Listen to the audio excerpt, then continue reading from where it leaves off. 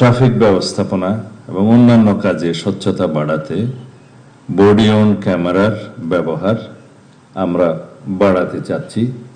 এই ক্ষেত্রে কিছু বডি অন ক্যামেরা আমাদের আছে। আমরা ভবিষ্যতে সকল পর্যায়ে যাতে বডি অন ক্যামেরা ব্যবহার করে রেকর্ডেড রাখতে পারি সব বিষয়ে, তদন্ত, অপারেশন, সমস্ত কার্যক্রমে সেই জন্য ব্যবস্থা নেব। জাতিসংঘের মানদণ্ড অনুযায়ী ন্যূনতম বল প্রয়োগ নীতির বিষয়ে পুলিশ সদস্যদের প্রশিক্ষণ প্রদান করা হচ্ছে। এক্ষেত্রে আপনারা সবাই দক্ষ পেশাদার পুলিশ অফিসার্স। আপনাদেরকে স্মরণ রাখতে হবে মানবাধিকারের বিষয়টি এখন অত্যন্ত গুরুত্বপূর্ণ, কিন্তু তাই বলে আপনারা অপরাধ কার্যক্রম বন্ধ করতে গেলে বা কমাতে গেলে বা প্রসিকিউশন টিমকে সহযোগিতা করতে গেলে তদন্ত কার্যক্রম যাতে সুষ্ঠুরূপে পরিচালিত হয় সেই জন্য আপনারা কৌশলে যা যা করতে হয় সেরকম মানবাধিকারকে সমুন্নত রেখে সকল কার্যক্রম চালান। সড়ক, মহাসড়ক, নৌপথ, রেলপথ, শিল্প ও কলকারখানা এবং দেশের গুরুত্বপূর্ণ স্থাপনা নিরাপত্তা নিশ্চিত করার পাশাপাশি রোহিঙ্গা ক্যাম্প, যেটা FDM এর নামে পরিচিত, স্পর্শকাতর স্থানেও বাংলাদেশ পুলিশ দক্ষতার সাথে দায়িত্ব পালন করছে।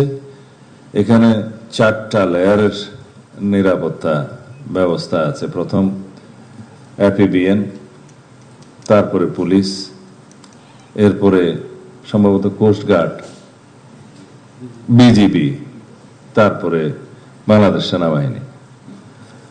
অপারেশনাল ছাড়া অন্যান্য কার্যক্রমে প্রাথমিকভাবে আমাদের পুলিশিং ব্যবস্থায় যা যা আছে সেটা করি।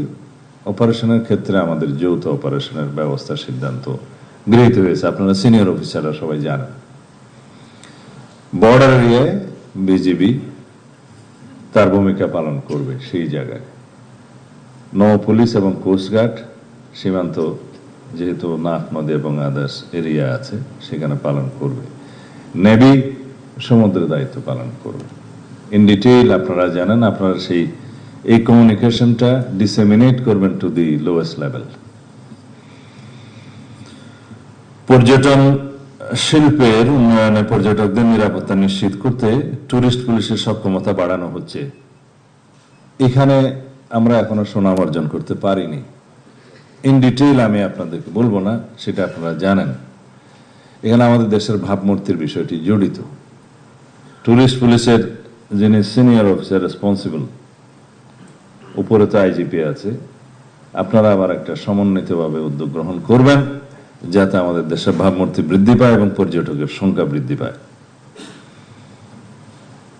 Police clearance certificate, online GD সহ অন্যান্য সেবা দ্রুততার সঙ্গে প্রদানের কার্যক্রম চলছে, কিন্তু এটা এনশিওর করতে হবে যাতে সবকিছু আমরা যথাসময়ে দিতে পারি।